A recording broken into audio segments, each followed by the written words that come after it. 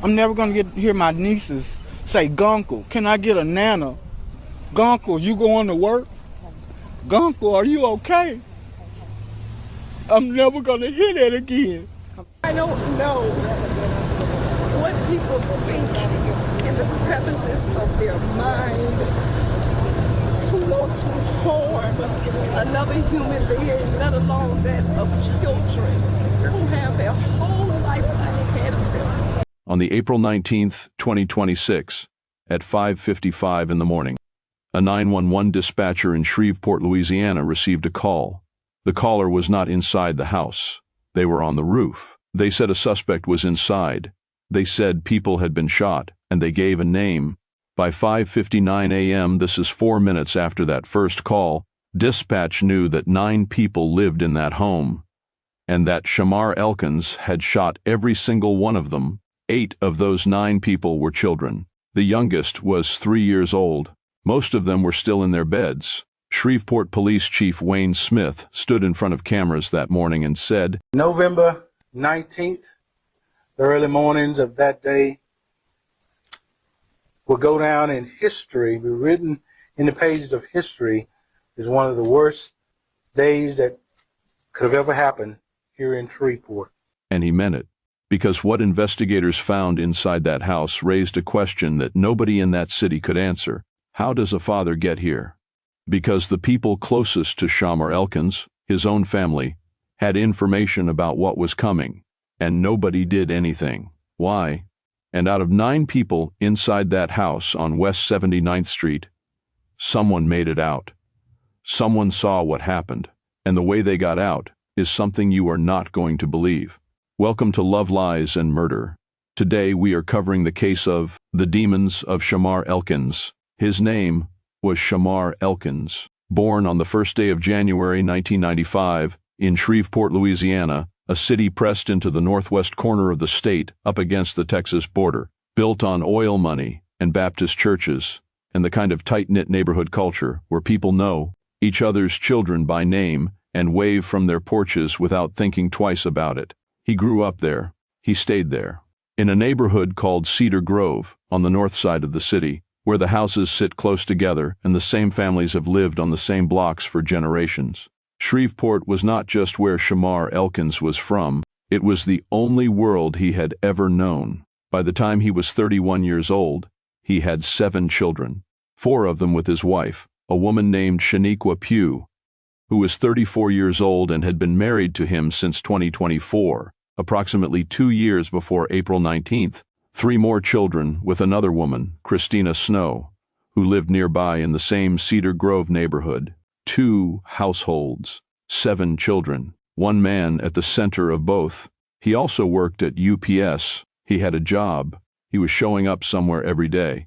To the people around him in Cedar Grove, Shamar Elkins was a father, a husband, a man who had served his country, a man who went to church on Easter Sunday and posted the photos to prove it. That was the version of Shamar Elkins that existed on the surface. And for a long time, it was the only version most people saw. In August of 2013, at 18 years old, Shamar Elkins enlisted in the Louisiana Army National Guard.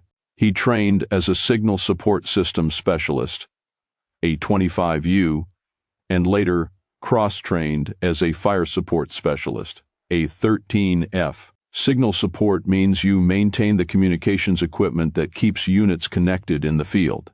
Fire support means you coordinate artillery and airstrikes, calling in precision firepower on behalf of infantry units. Both roles require discipline. Both require a man who shows up.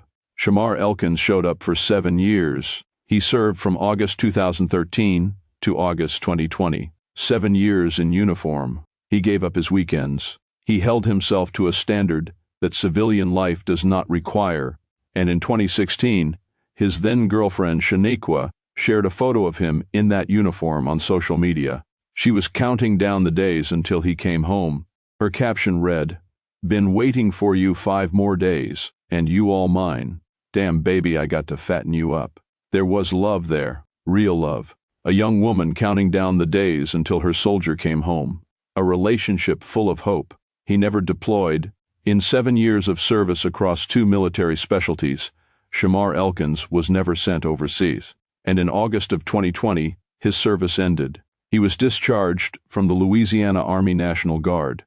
His rank at discharge was private, the lowest enlisted rank in the United States military. After 7 years, after 2 specialties, after every training cycle, he left the way he came in. Private, E-1s. The beginning, 7 years, 2 specialties. Private, that is where it ended. I want you to sit with that for a moment, not because it explains anything on its own, but because a pattern is beginning to form. A man who commits to something fully, who gives years of his life to something, and comes out the other side with nothing to show for it. A man for whom the doors that were supposed to open did not open. A man who kept trying and kept hitting the same ceiling. That pattern matters. Hold it. Now we come to his criminal record, and the public record shows not 1 prior conviction, but 2. The first came in 2016, a driving while intoxicated conviction. It was the kind of charge that on its own reads as a mistake, a bad night, a lapse in judgment. It was dealt with and moved on from, but it sits in the record. It is part of the documented history of Shamar Elkins, before April 19th.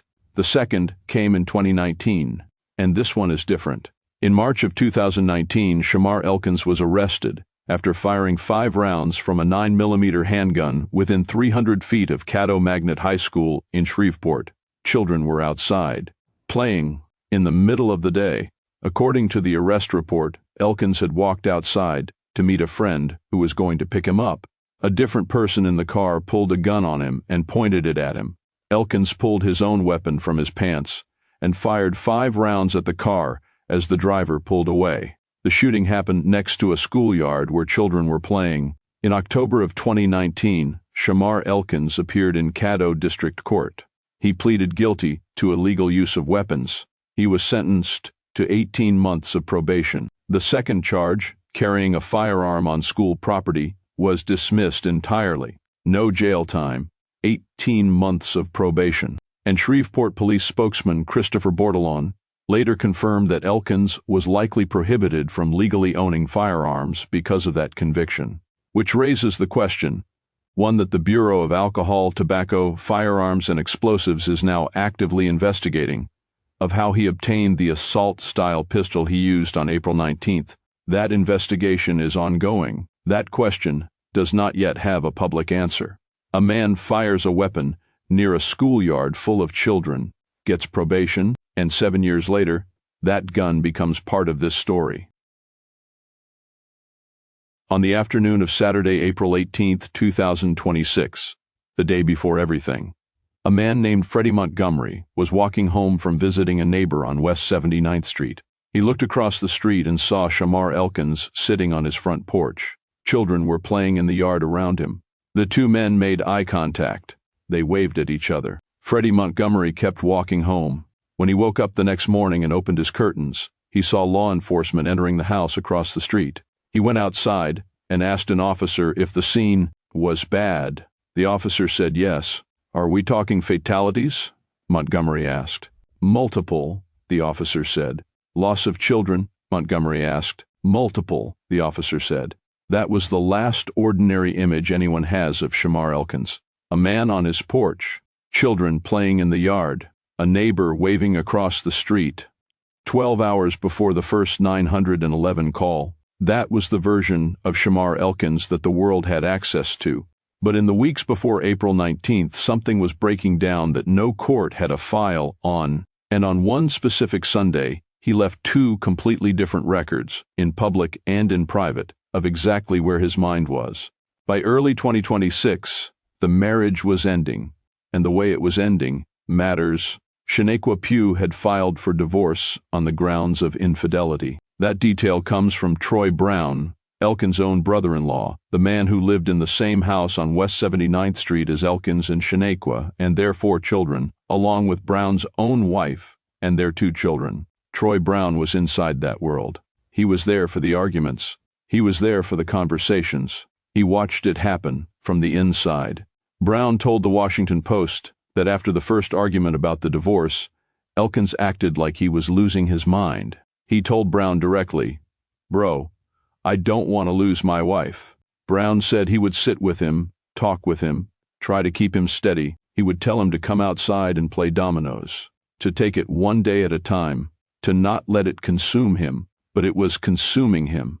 And it had been for longer than most people knew. Because before the marriage even began, before Shaneiqua Pugh became Shaneiqua Elkins, there had already been a warning that nobody outside the relationship fully absorbed. According to the New York Times, Pugh had considered leaving Elkins before they were married, and when she had, Shamar Elkins told her something that she did not forget. He told her, "If you leave me, I will kill you, the kids, and myself." She married him anyway, and now, 2 years later, she had filed for divorce on the grounds of infidelity, and Shamar Elkins, who had said those words before the wedding, was watching the marriage he had threatened to die for come apart at the seams. A court date had been scheduled for Monday, April 20th, 2026, a family court hearing, the formal, legal dissolution of the household. By the morning of April 19th, that court date was 12 hours away. The paperwork was filed, the date was set, the end was scheduled. In March of 2026, weeks before April 19th, someone posted a question on social media, asking whether people would change the mothers of their children if they could. Shamar Elkins answered publicly, on his own Facebook page, in his own words, "Hell yeah, I would." The resentment was already public, already sitting there on his page for anyone to see. Weeks before the shooting, now we come to Easter Sunday, April 5th, 2026. There are two records of what Shamar Elkins did on Easter Sunday, two separate, documented accounts of the same man on the same day. And they are so different that if you did not know they were describing the same person, you would not believe they could be. The first record is public. On the morning of Easter Sunday, Shamar Elkins took all 7 of his children to church. It was the first time he had ever attended an Easter church service with all of his children at once. All 7, together, in one place. He documented it the way people document the moments they want to remember, with a photo posted to Facebook, with a caption that read, "Happy Easter, had a wonderful time at church for the first time with all my kids. What a blessed day. What a blessed day." A father who had just taken all 7 of his children to church for the first time. The photo was public. The comments came in. To the people who saw that post, Shamar Elkins was a man who was doing the work. That is the first record. The second record is private. That same Easter Sunday, the same day, the same hours, the same man, Shamar Elkins picked up the phone and called his mother, Mahalia, and his stepfather, Marcus Jackson, and when they answered, he was in tears. He told them he wanted to die. He told them he was being flooded with dark thoughts, that the divorce from Shaneiqua had pushed him somewhere he did not know how to come back from. He was not venting. He was not exaggerating. He was a man on the phone with his parents, crying on Easter Sunday, telling them that he wanted to take his own life. Marcus Jackson told him, "You can beat stuff, man. I don't care what you're going through. You can beat it." And Shamar Elkins said, "Some people don't come back from their demons." The same man, the same Sunday, one version for the world, one version for his mother, and neither version knew what the other one said. But here is the detail that was not in the first version of this story. The detail that came out in the days after April 19th through reporting by CNN and the Washington Post. Elkins had already tried to die before that phone call. The woman who raised Shamar Elkins, not his biological mother but the woman who raised him, told the New York Times that in February of 2026, he had tried to take his own life. February, 2 months before Easter Sunday, 2 months before the phone call to Marcus and Mahalia, he had already tried once, and in the weeks that followed, he had checked himself into the Overton Brooks VA Medical Center in Shreveport, the Veterans Affairs hospital that serves veterans across 15 Louisiana parishes and provides comprehensive mental health and psychiatric services to eligible veterans. He stayed for a week and a half inside a psychiatric facility, receiving treatment for what his family described to CNN as mental health issues. He sought help. He walked through the door of a facility that existed specifically to help veterans in crisis. He stayed long enough for the staff there to work with him. And then he was discharged.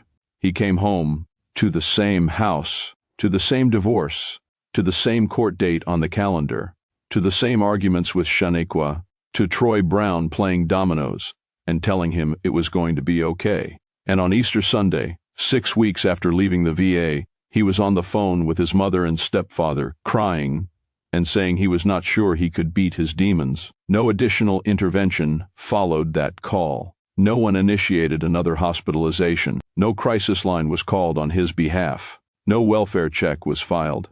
A man who had already attempted suicide, who had spent a week and a half in psychiatric treatment, called his family and said the darkness was back.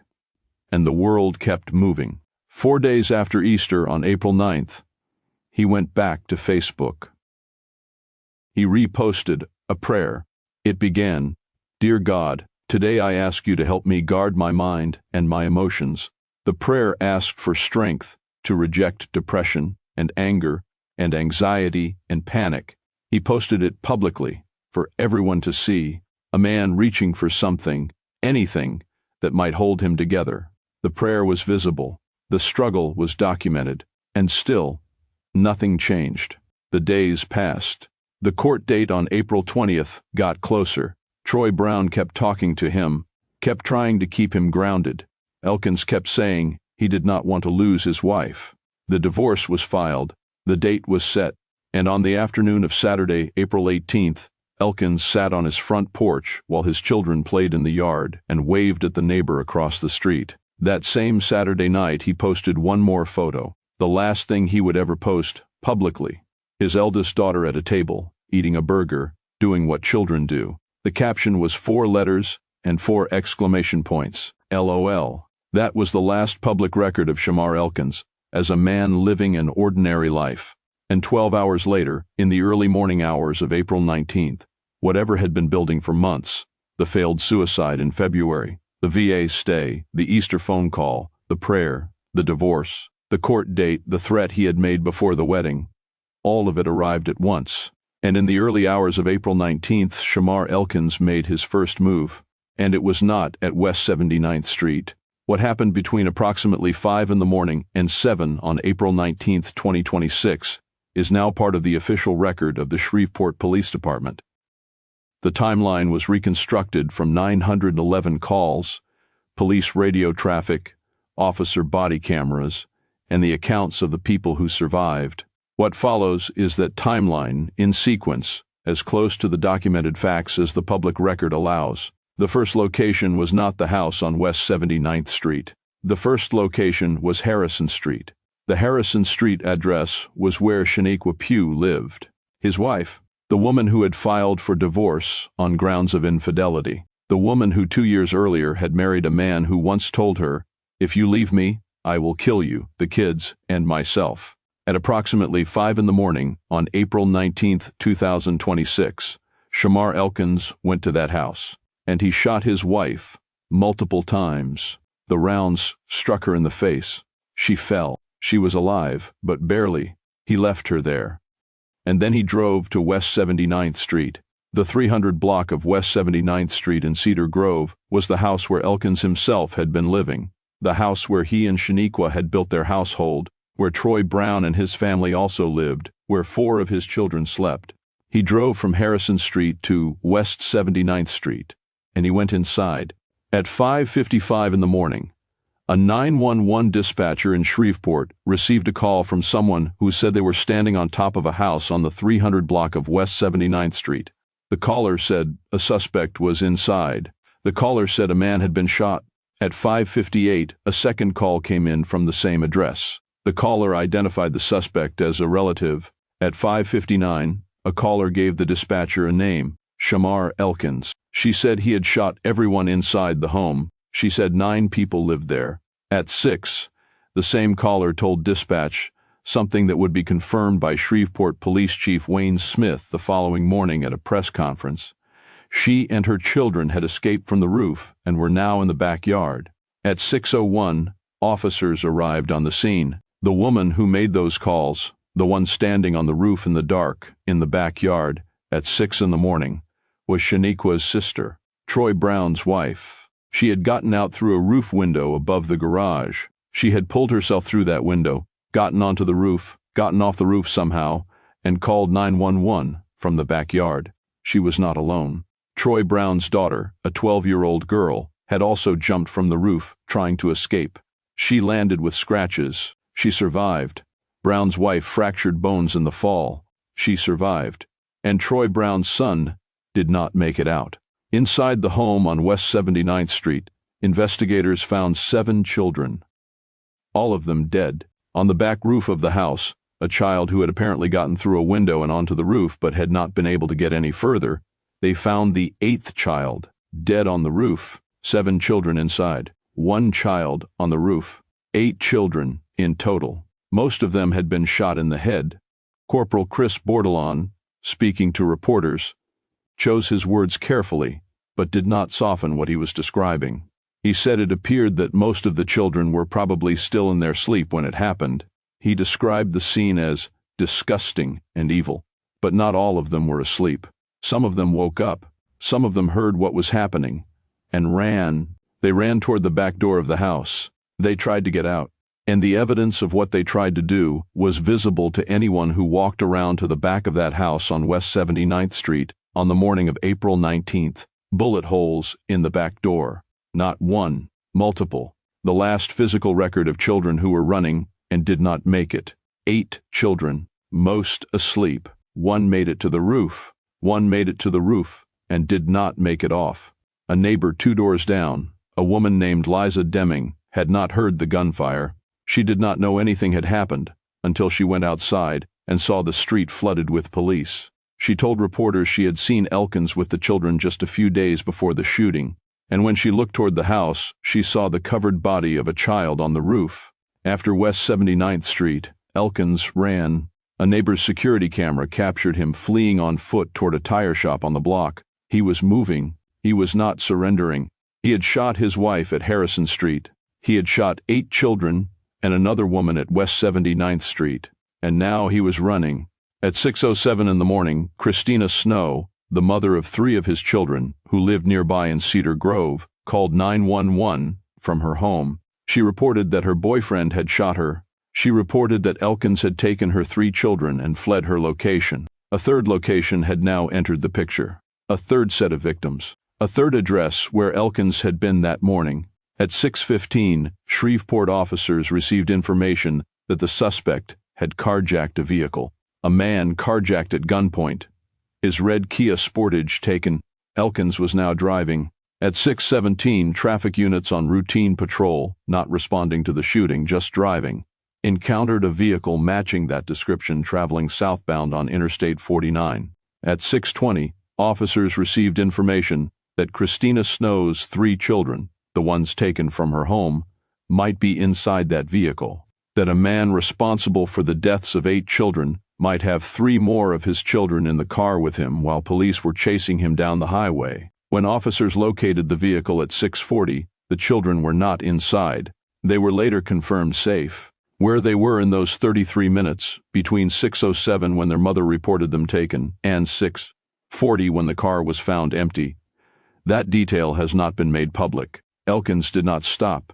He drove south from Shreveport across the Red River and into Bossier Parish, into a residential neighborhood called Tiburon, to the 400 block of Brompton Lane near Long Acre Drive, a neighborhood with houses and lawns and driveways that had nothing to do with any of this. At 6:29 in the morning, officers made contact with Shamar Elkins. Gunfire was exchanged. He was armed with a rifle-style pistol. At 7 in the morning, he was pronounced dead at the scene. Whether he was killed by police gunfire or whether he died by his own hand in those final moments, Louisiana State Police Bureau of Investigations has been specifically assigned to answer that question.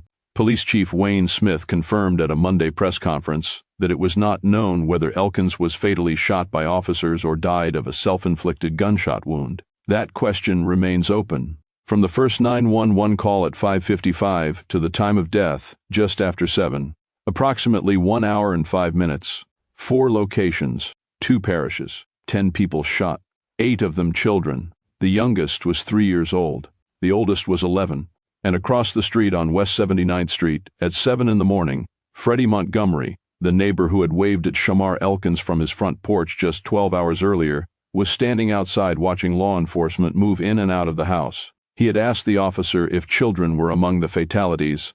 The officer had said multiple, and Freddie Montgomery, himself a father and grandfather and great-grandfather, stood on the street and tried to understand what type of father would do this to his children. He said he still couldn't come to grips with it. There is a version of this story that ends at Brompton Lane and leaves it there. A man did something unspeakable. The man is dead. The investigation continues. Case closed. That version is incomplete, because the documented record of Shamar Elkins contains multiple points at which the morning of April 19th could have gone differently, not in a speculative way, in a factual way, in a here is what the record shows way. And the record shows gaps, several of them, and each gap is a door that someone left open. The first gap is legal. In 2016, Shamar Elkins was convicted of driving while intoxicated. The record absorbed it and moved on. Then in March of 2019, he fired 5 rounds from a 9mm handgun in the direction of Caddo Magnet High School while children were playing outside. In October 2019, he pleaded guilty to illegal use of weapons and received 18 months of probation. The more serious school property charge was dismissed. Shreveport police spokesman Christopher Bordelon confirmed in the days after April 19th that Elkins was likely prohibited from legally owning firearms because of that 2019 conviction, and yet the ATF is now investigating how he obtained the assault-style pistol used on April 19th. That investigation is active. It does not yet have a public resolution. A man who was likely prohibited from owning a firearm legally was in possession of one on the morning he used it to kill 8 children. How that firearm got into his hands is a question the record has not yet answered. The second gap is in the mental health system, and this is where the story becomes more complicated than a simple failure of intervention. Because the system did not entirely fail to reach Shamar Elkins. He reached out to it himself. In February of 2026, 2 months before Easter Sunday, 2 months before the phone call to Marcus and Mahalia, Elkins tried to take his own life. The woman who raised him confirmed this to the New York Times. He survived, and in the weeks that followed, he checked himself into the Overton Brooks VA Medical Center in Shreveport. He stayed for a week and a half. He received mental health treatment from a facility that exists specifically to serve veterans in psychiatric crisis, a facility with inpatient psychiatric services, medication management, individual therapy, and trauma treatment protocols built for men exactly like him. He stayed for a week and a half, and then he was discharged. He went home. The divorce was still being filed. The arguments were still happening. The court date was still on the calendar.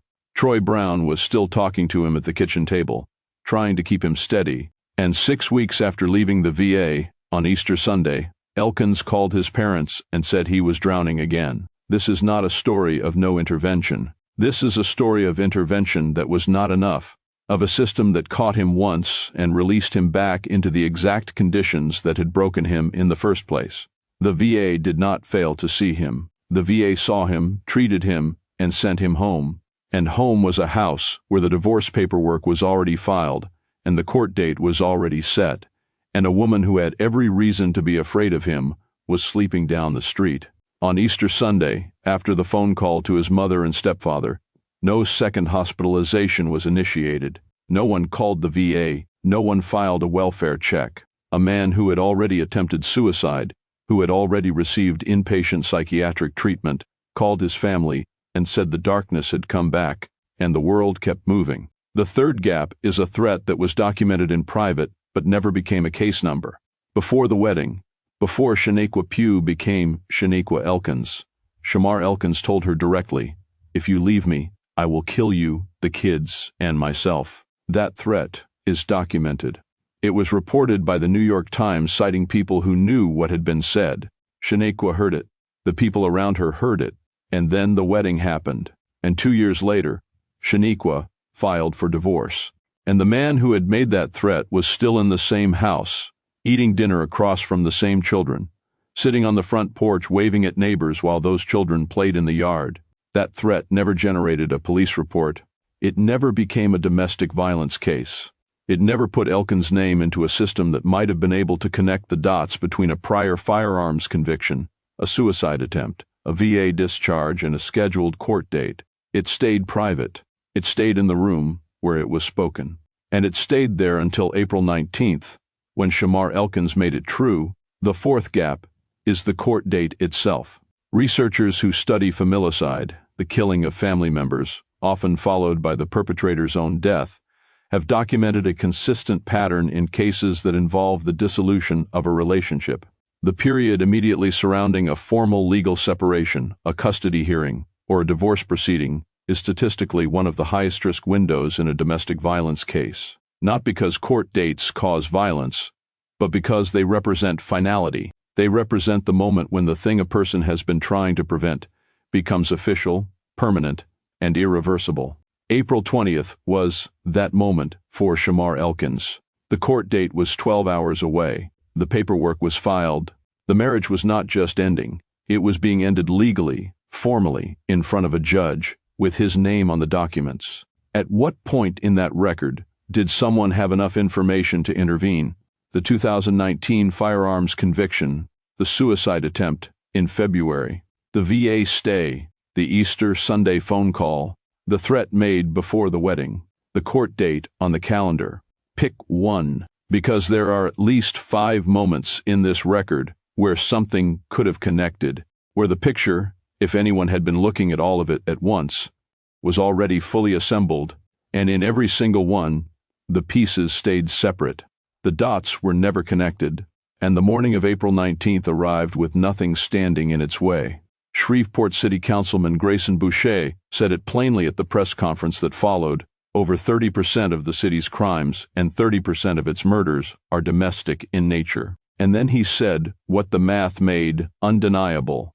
Shreveport more than doubled its homicide count for the entire year because of one act of domestic violence. One morning, one man, one unraveling that the record shows should have had more than one opportunity to be stopped. The April 19th shooting in Cedar Grove, Shreveport, Louisiana, is the deadliest mass shooting in the United States since January 2024. Not the deadliest in Louisiana, not the deadliest in the South, in the entire country, in over 2 years. And it happened on a street where a neighbor waved at the man from his porch the afternoon before. There is one more detail, one piece of information that most coverage of this case has not slowed down long enough to say out loud. It is the detail that changes how you hear the last thing Shamar Elkins ever said to his family. Stay with me. The last thing Shamar Elkins ever posted publicly was a photograph of his eldest daughter eating a burger. It was Saturday night, April 18th, 2026. The night before, his daughter was at a table somewhere, food in front of her, doing what children do. Her father found it funny. He photographed it. He put it on Facebook. The caption was 4 letters and 4 exclamation points. LOL, nothing more, that was it. That was the last record. Not a goodbye, not a warning, not a prayer this time. Just a father and his daughter and a burger on a Saturday night. He was also at some point in the hours between that post and the first 911 call, sitting on his front porch while children played in the yard, waving at the neighbor across the street who had no idea what was about to happen. An ordinary Saturday afternoon, an ordinary wave, children running around in the yard. Now, let me tell you what was underneath all of it. In February of 2026, Shamar Elkins tried to take his own life. He survived. He went to the Overton Brooks VA Medical Center in Shreveport and stayed for a week and a half receiving psychiatric treatment. He came home. He sat at the table with Troy Brown and told him he didn't want to lose his wife. He posted a prayer on Facebook, asking God to guard his mind from depression. He took all 7 of his children to church on Easter Sunday and posted a photo that looked, from the outside, like a man who was healing. And then, on Easter Sunday, he called his mother and stepfather and said he was drowning again. And on the night of April 18th, he took a photo of his daughter eating a burger and posted it with a laughing caption. And 12 hours later, he went to the house on Harrison Street and shot his wife in the face. He drove to West 79th Street. He went inside the house where his 4 children and Troy Brown's family were sleeping. He shot 8 children, most of them in their heads, most of them in their sleep, some of them running for the back door that still has bullet holes in it. He carjacked a man's red Kia Sportage. He drove south on Interstate 49 with, according to police radio at 6:20 in the morning, possibly 3 more of his children in the car. He drove across the Red River into Bossier Parish, and at 6:29 in the morning on Brompton Lane near Long Acre Drive, gunfire was exchanged, and at 7 in the morning, Shamar Elkins was pronounced dead. Whether he was killed by police gunfire or died by his own hand, Louisiana State Police have not yet determined. But here is what that question means for everything you have just heard. On Easter Sunday, April 5, 2026, Shamar Elkins told his stepfather Marcus Jackson that he wanted to die. Marcus told him he could beat it. Elkins said, "Some people don't come back from their demons." If Shamar Elkins died by his own hand at Brompton Lane, then the morning of April 19th takes on a shape that researchers who study familicide have documented repeatedly. It is a pattern in which a perpetrator who cannot separate his identity from his family, who perceives the end of the family as the end of himself, decides that the death he has been describing does not happen quietly, that the wife, the children, the household he is losing, they go with him, that the suicide he described on Easter Sunday was always the destination, that April 19th was not a deviation from the man who sat on the porch waving at the neighbor. It was the completion of a plan that had been forming since February, since the moment Shaneiqua filed for divorce, since the threat he had made before the wedding. The video does not make that conclusion. The facts point in that direction. The viewer makes the conclusion. Troy Brown lost his son on April 19th, the boy he had been helping to raise on West 79th Street, the boy he had watched play in the yard. He sat outside a Shreveport hospital that Sunday night and told reporters, "I am never going to get to throw the football with him again." These were 8 babies, precious babies, babies that I helped take care of, helped raise on a daily basis. Crystal Brown told the Associated Press, "He murdered his children. He shot his wife." A neighbor who had lived on West 79th Street since 1991 said nothing like this had ever happened on that street. He told reporters, "It was bad. I hate that it happened to those kids." And across the street, Freddie Montgomery, the man who had waved at Shamar Elkins from his porch on Saturday afternoon while children played in the yard, stood in front of his house on Sunday morning and asked the question that the entire city of Shreveport was asking: what type of father would do this to his children? On April 19th, 2026, in the Cedar Grove neighborhood of Shreveport, Louisiana, Jayla was 3 years old. Shayla was 5. Kayla was 6. Layla was 7. Braylon was 5. Kadarion was 6. Soraya was 11. Marcaden was 10. 8 children, 3 boys and 5 girls. 7 of them his, 1 of them their cousin. He told his family he tried to die in February. He spent a week and a half getting help at the VA. He told his mother and stepfather on Easter Sunday that he did not know if he could come back. He asked God publicly to guard his mind. He sat on his porch with his children the afternoon before and waved at the neighbor like everything was fine. He told his family he didn't know if he could come back from his demons. He was right.